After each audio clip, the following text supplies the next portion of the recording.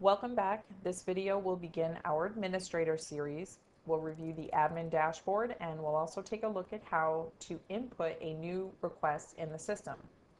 Now what you're seeing now is the home page, and as I mentioned in the introduction, you can customize the home page yourself, including updating the text or adding new text and uploading your own image. And you'll see that later on in the administrator series in the manage video. But for now, we're going to log in as the administrator, which will take us directly to the admin dashboard. Now, the dashboard gives you a comprehensive view of your entire operation. So if you see here at the top row, we'll start with requests by status. So you'll see your active requests, your inactive requests, and to the right, your requests by type. Scrolling down to the left, you'll see your future calendar items by group. To the right, your accounting totals, and in the middle, your general counts for properties, facilities, groups, etc. Now, an underline in the system indicates that it's a link. So for instance, if I click on the 10 next to properties, it's going to take me directly to my 10 property profiles. Coming back to the dashboard and scrolling to the bottom, you'll see a list of your most recent cancellation dates. So now you can see that the dashboard gives you or the person managing this for you easy access to the tools needed to efficiently manage your day-to-day operations. And in the introduction, I mentioned that the system is really set up to have your outside groups submit their requests online. So you'll receive them in the system, and you'll see that later on in the videos. But there may be some instances where your groups are still phoning in their request or sending you an email with the request, and at which point you're going to need to input that in the system yourself. So let's begin there. And again, we've made it really easy for you to get there right from the dashboard. If you click on New Requests, it will take you directly to the form. Now your first step is going to be choosing your group. Now you can do that from your drop-down list. You can also do a group search. And once you've selected your group, you're going to give your event a name and description, and then continue on and answer the remainder of the questions on the form. Now you're going to decide which questions you ask on your form, what information you need to track. So if you see questions here that are irrelevant to your operation, don't worry, you can remove those from the list. Or if you notice that you need to add more, you can certainly do that as well. I'm just going to take a moment to complete the form. And then we're going to scroll down below the form questions is your agreement description. Now you're going to input your own general conditions for facility use, and you'll see where we're going to do that later in the videos. So really as easy as cutting and pasting your own agreement description and saving it into your configuration will update your agreement description here. Now scrolling down to the bottom, if we click I agree to the above terms and continue, it will take you to the next step, which is selecting your facility. Now we are again working as the administrator right now, and we're using the example that our group, the Girl Scouts, has called in with a request. So in this case, maybe the Girl Scouts are not concerned about which property or site that they're holding the meeting at, as long as it's in a classroom. So you'll see with your filter criteria, you can filter your facilities based on the site, the type of facility. So in this case, we'll use the classroom. And then also by minimum occupancy. And when we click Apply Filter, it's going to bring up all of the facilities that meet that criteria. So in this case, we're going to use the meeting room.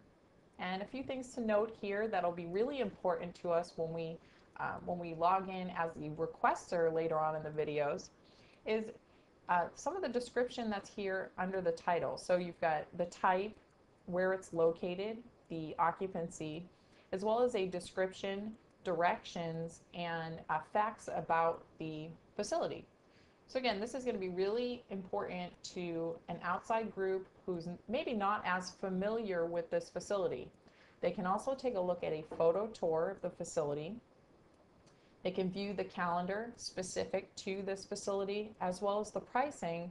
And again, you're going to see this when we log in later in the demonstrations as that outside group or your requester.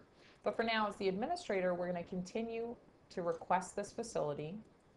And the next step is going to be requesting the date and time, or dates and times. So we click on the calendar and choose a date, choose the time, and then duration. And one thing to note here, that your durations are specific to your facility. So when you're creating your facility profile, you decide what durations you're going to allow that facility to be rented. So in this case, we'll select 2 hours. And now if this was just a one-time event, you could click add date and time, and it will add that one date and time to the bottom. But if this is a recurring event, you can indicate that under frequency. And we'll say weekly for how many weeks, or weekly until a certain date. Click add date and time again, and you'll see that it added the appropriate number of dates. One thing to note here at the bottom, under available, this is going to show whether or not that facility is available for your requested date and time, in which case, in this case, all 3 of our dates are. And request allowed refers to when you have a group that you may want them as a group to be able to request a facility at a certain date and time, whether or not it's booked or not. So even if it were unavailable and it was indicated here, that group may have the ability to request anyhow. And that will really allow you as the administrator to prioritize the request and fit people in, and kind of maneuver around some of the scheduling conflicts. So now we've got all of our dates and times. They're all available. We're ready to go. So we click continue. And the next step is going to be choosing an arrangement if needed for our event. Now your arrangements are going to be specific to your facilities. So in this case, you'll see we have 2 separate arrangements, round table seating as well as classroom seating. You can add and upload an image describing the arrangement, so that you're, again, this is going to be really important to your outside group so they know what they're requesting. And we also will have an image library that you can choose images from.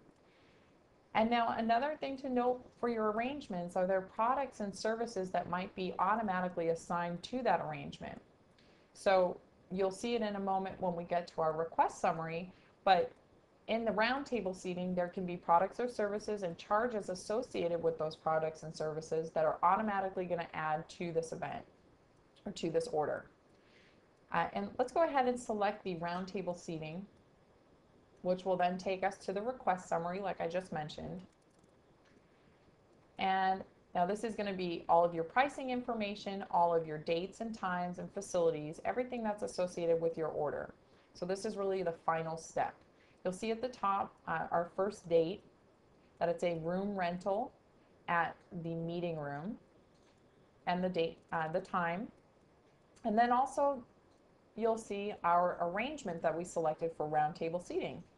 And as I just mentioned in the previous page, there were products and services that are automatically associated with that roundtable seating, and they have been added to the order and the pricing as well. So as we scroll through, we're scrolling through the other 2 dates to the bottom, where you'll see that there was an application fee applied, and also the request ID number, the title, and the date that it was requested will be at the bottom. And then, of course, your estimated total at the very bottom. Now at this point, I can submit the request, I can save as an estimate, or I can abandon the request. We're going to go ahead and submit the request. It's going to give us a note that our request will be in review for 48 hours, which as the administrator already know. And note again that this is customizable as well. So you'll be able to put your own time frame and your own message here as well. Now this concludes the first video in our administrator series in our demonstration for Facilities Connect Pro.